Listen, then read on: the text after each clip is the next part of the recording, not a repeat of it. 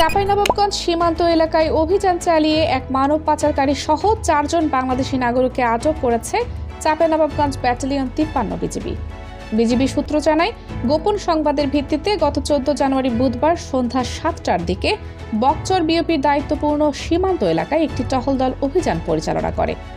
অভিযানে শূন্য রেখা থেকে প্রায় 200 গজ বাংলাদেশের অভ্যন্তরে চাঁপাইনবাবগঞ্জ সদর উপজেলার চর আলাতলি ইউনিয়নের বকচর গ্রাম থেকে মানব পাচারকারী মোহাম্মদ শাহিন সহ 4 জনকে আটক করা হয়। দেশ দর্পণ নিউজ, দেশের সাধারণ জনগণের সংবাদ মাধ্যম।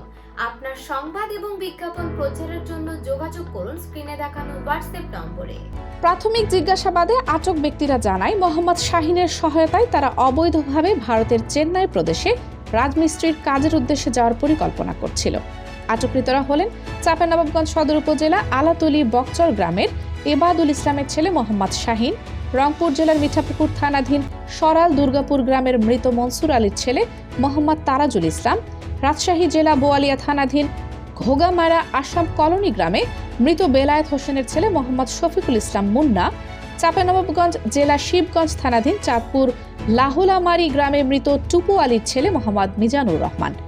আটককৃতদের বিরুদ্ধে আইনানুগ ব্যবস্থা গ্রহণের জন্য চাঁপাইনবাবগঞ্জ সদর মডেল থানায় হস্তান্তরের প্রক্রিয়া চলমান রয়েছে।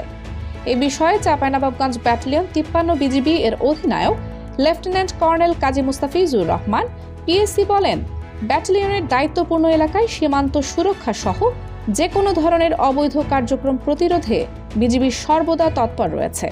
ভবিষ্যতেও এ ধরনের অভিযান অব্যাহত থাকবে।